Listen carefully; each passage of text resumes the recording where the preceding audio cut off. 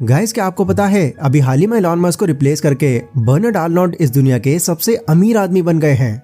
हाँ, आप में से कुछ लोग शायद इनका नाम ही पहली बार सुन रहे होंगे, लेकिन जो लोग इनके बारे में पहले से जानते हैं उन्हें अच्छी तरह पता है कि बर्नार्ड आज से नहीं बल्कि कई सालों से दुनिया के टॉप 5 रिचेस्ट की लिस्ट में आते हैं और अब तक वो बहुत बार दुनिया के सबसे अमीर आदमी बन गए हैं। अब की बार की बात करें तो इस बार वो 182 बिलियन डॉलर्स की नेटवर्थ के साथ यहाँ पहुंचे हैं। लेकिन हैरान कर देने वाली बात यह है कि दुनिया के सबसे अमीर आदमी होने के बाद भी Bernard Elon Musk, Bill Gates, Warren Buffett की तरह इतने पॉपुलर क्यों नहीं हैं?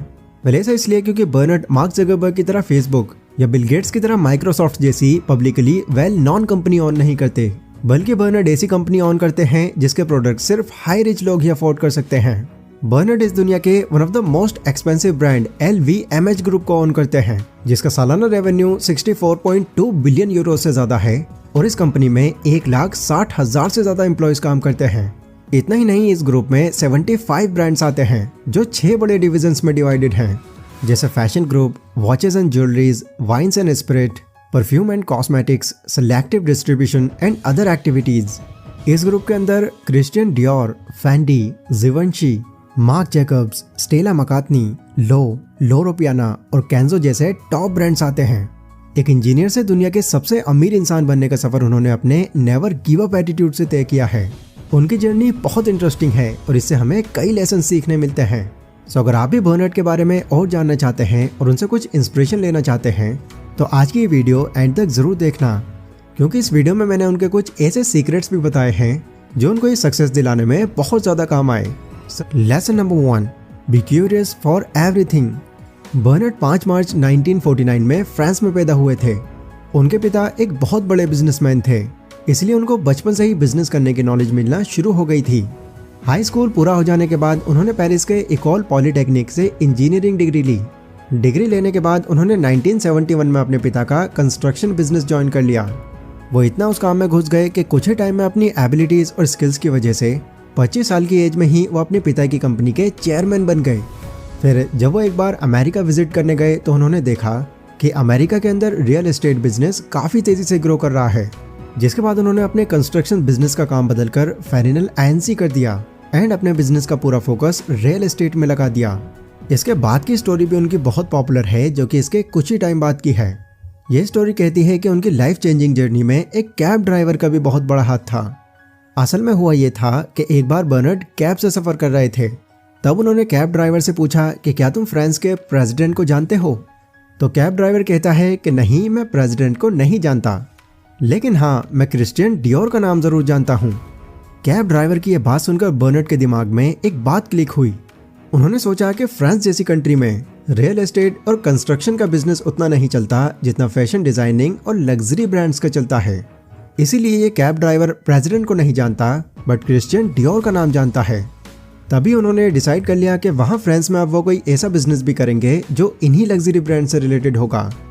तो दोस्तों, यहाँ से हमारा पहला लेसन ये निकलता है कि आपको अपनी लाइफ में कुछ भी करना है तो उस चीज़ को करने के लिए आपको बिल्कुल क्यूरियस होना पड़ेगा और अलग अलग चीज़ें ट्राई करनी पड़ेंगी, क्योंकि कब कौन सी तरकीब या आइडिया काम कर जाए कुछ नहीं पता।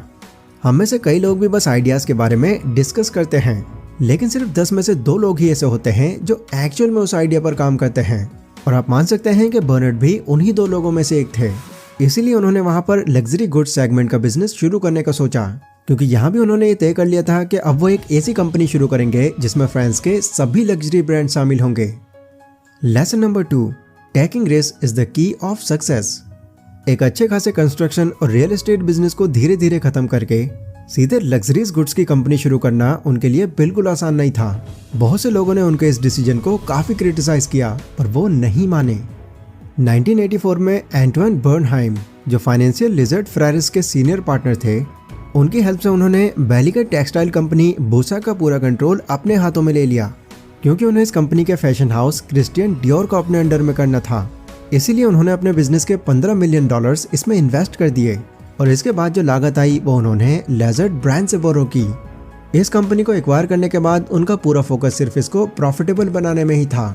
उन्होंने क्रिस्टियन डियोर को छोड़कर बुसैक के ऑलमोस्ट सारे ब्रांड्स को बेचकर हटा दिया और साथ ही चल रही इस कंपनी के 9,000 एम्प्लॉयज को फायर कर दिया। कंपनी के सारे ब्रांड्स बेचने और एम्प्लॉयज को फायर करने जैसा अजीब डिसीजन लेने के बाद भी 1987 तक बुसैक ग्रुप को उन्होंने एक प्रॉफिट बिजनेस में कन्वर्ट कर दिया। सब कुछ बदल देने और नए अनुभवी एम्प्लॉयज रखने से उन्होंने अपनी सेल को 1.9 बिलियन तक पहुंचा दिया था।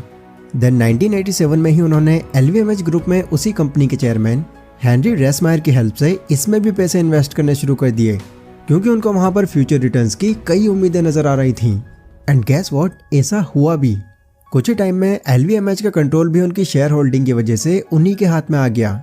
फिर जब उनको मौका मिला तो 1919 में उन्होंने इसके चेयरमैन रेसमायर को ही फायर कर दिया। फिर ज्यादा देर ना करते हुए वो लग्जरीज ब्रांड्स LVMH से ज्वाइन करने लगे। एंड फाइनली उन्होंने LVMH हेड के अंदर क्रिस्टियन डियोर का परफ्यूम बिजनेस ऐड कर दिया। इस तरह से बिजनेस में इतने ट्विस्ट एंड टर्न्स लेने की वजह से एक टाइम में तो पत्रकारों ने उनको वॉल्फ इन द कैशमेयर कहकर बुलाना शुरू कर दिया था। जिस तरह से उन्होंने एक के बाद एक अपने बिजनेस में बदलाव किए और अलग अलग तरह के डिसीजंस लेकर डिफरेंट कंपनीज को एक्वायर किया, उसमें सच बहुत रिस्क था। उनके सारे पैसे एक बार में ही खो सकते थे, लेकिन वो हमेशा से ही रिस्क लेने वाले इंसान थे। और ये बात भी वो अच्छे से जानते थे कि बिना रिस्क लिए वो कभी भी ऐसा बिजनेस नहीं कर पाएंगे जो वो चाहते हैं। Lesson number 3, always think long term. LVMH group का अच्छा खासा कंट्रोल लेने के बाद भी 1989 में उन्होंने उस ग्रुप में $1 बिलियन और लगा दिए और इस कंपनी के इतने स्टॉक्स एक्वायर कर लिए कि इस ग्रुप का पूरा कंट्रोल उन्हीं के हाथों में आ जाए। इतने बड़े ब्रांड को फुली एक्वायर करने के बाद भी उन्होंने बाकी फैशनेबल लग्जरीज ब्रांड को भी अपने अंडर करना जारी रखा। उन्होंने 2003 में इटालियन कंपनी फेंडी को भी अपने अंडर ले लिया। फिर साल 2010 में उन्होंने the iconic French department store La Samaritaine, जो उस टाइम फ्रांस का सबसे बेस्ट ब्रांड था, उसको भी खरीद लिया। यह एक्शन सिर्फ यहीं तक नहीं रुका। 2011 में उन्होंने $5 बिलियन में इटालियन ज्वेलरी ब्रांड बुगैरी को भी खरीद लिया। इन सब चीज़ों को करने से टाइम के साथ साथ उनकी एक्विजिशन बढ़ रही थी। एंड अभी पिछले साल ही उन्होंने $16 बिलियन खर्च करके अमेरिकन ज्वेलर टिफैनी और कोको को भी अपने ग्रुप में मर्ज कर लिया, जो कि अब तक का सबसे बड़ा एक्विजिशन माना जाता है। शायद आप ये सोच रहे हो कि उन्होंने इतनी सारी कंपनीज को अपने ग्रुप में मर्ज किया ही क्यों? ऐसा इसलिए क्योंकि उनकी मेंटालिटी हमेशा से ही लॉन्ग टर्म रही है, प्लस शुरू से ही उनका विजन बहुत बड़ा रहा है।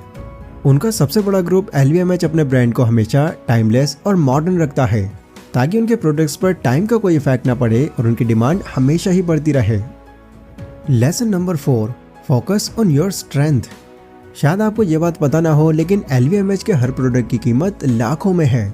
अगर आप इस ब्रांड से कोई पर्स भी खरीदते हैं तो भी इसकी कीमत लाखों से करोड़ों तक भी जा सकती है। ऐसा इसलिए क्योंकि इस ब्रांड के जितने भी प्रोडक्ट्स हैं वो अपने आप में सिर्फ एक ही हैं। उनके जैसा दूसरा प्रोडक्ट ना तो कभी बनेगा और ना ही पहले से एग्जिस्ट करता होगा। उनके सारे प्रोडक्ट्स हैंडमेड होते हैं एंड इन्हें इतनी मास्टरी और बारीकी से बनाया जाता है कि इनकी कीमत वैसे ही बढ़ जाती है। ये पॉसिबल इसलिए हो पाता है क्योंकि बर्नार्ड अपने एम्प्लॉयज को काम करने का एक फ्री एनवायरनमेंट देते हैं। उन्हें नए आइडियाज पर काम करने, नए इनोवेशन करने की पूरी फ्रीडम रहती है। इसके अलावा वो इस चीज का भी खास ध्यान रखते हैं कि उनके प्रोडक्ट्स बनाने में किस तरह की चीजों का यूज हो रहा है और वो किस जगह से आ रहे हैं। अपने एम्प्लॉयज की स्किल्स को बेटर करने के लिए बर्नार्ड टाइम टू टाइम उन्हें प्रॉपर ट्रेनिंग भी खुद ही देते हैं। देखो, एक ब्रांड को टॉप ब्रांड बनाना और उसे कॉन्टिन्यूसली टॉप ब्रांड बनाए रखना काफी मुश्किल होता है, क्योंकि इस तरह के प्रोसेस में बहुत सारी चीजें आती हैं। बट बर्नार्ड हमेशा उन चीजों पर खास ध्यान देते हैं जिससे उनके ब्रांड ज्यादा चलते हैं एंड इस तरह से अपने यूनिक पॉइंट पर काम करके और अपनी स्ट्रेंथ बढ़ाकर वो अपने इस ब्रांड को सबसे अलग और वैल्यूबल बनाते हैं। उनको अपने प्रोडक्ट्स और उनकी वैल्यू पर इतना ज्यादा भरोसा है कि वो अपने प्रोडक्ट्स को कभी सेल पर नहीं बेचते और ना ही वो उसमें किसी भी तरह का डिस्काउंट ऑफर रखते हैं, क्योंकि उनके प्रोडक्ट्स की मार्केटिंग उनकी कंपनी नहीं बल्कि उनके खरीदने वाले ही कर देते हैं। तो दोस्तों, ये कुछ ऐसी बातें थी जो आप बर्नार्ड आर्नोल्ड की लाइफ जर्नी से सीख सकते हैं और उसे अपनी लाइफ में उतारकर इनसे इंस्पिरेशन लेकर आप भी कामयाब बन सकते हैं। जल्दी से इन चारों पॉइंट्स को समराइज कर देता हूँ ताकि ये पॉइंट्स अच्छे से आपके माइंड में बैठ जाएं। तो पहला लेसन यही है कि अगर आपको सक्सेस अचीव करनी है तो आपको बहुत ज़्यादा क्यूरियस रहना होगा और अलग अलग चीज़ें ट्राई करनी पड़ेंगी, भले ही उसमें आपको पहले सक्सेस मिले या ना मिले। दूसरा लेसन कहता है कि अपने बिजनेस में कामयाब होने के लिए आपको रिस्क लेना सीखना होगा। अगर आप रिस्क लेंगे तो ही आप मौके का सही फायदा उठा पाएंगे। तीसरे लेसन में आपको लॉन्ग टर्म थिंकिंग रखने के लिए कहा गया है, क्योंकि लॉन्ग टर्म के लिए सोचना एक ऐसी एबिलिटी है जो हर कामयाब इंसान में देखने मिलती है, बिकॉज दूर तक सोचने पर ही आप खुद को कंटिन्यूसली ग्रो कर पाते हैं। चौथा लेसन सारे लेसन से इंपॉर्टेंट है, क्योंकि ये लेसन आपको अपने स्ट्रेंथ पर काम करना सिखाता है। क्योंकि हम सभी जानते हैं कि हर चीज़ की अपनी एक अलग खासियत होती है। ऐसे में आपको हमेशा उसी स्ट्रेंथ को बढ़ाने पर फोकस करना चाहिए। तो आई होप आज की इस वीडियो से आपको काफ़ी कुछ सीखने मिला होगा। अगर यस तो इस वीडियो को लाइक ज़रूर करें। एंड नेक्स्ट वीडियो आप किस टॉपिक पर देखना चाहते हैं ये भी आप लोग मुझे कमेंट करके बता सकते हैं। बाकी मैं मिलता हूँ अपनी अगली वीडियो में।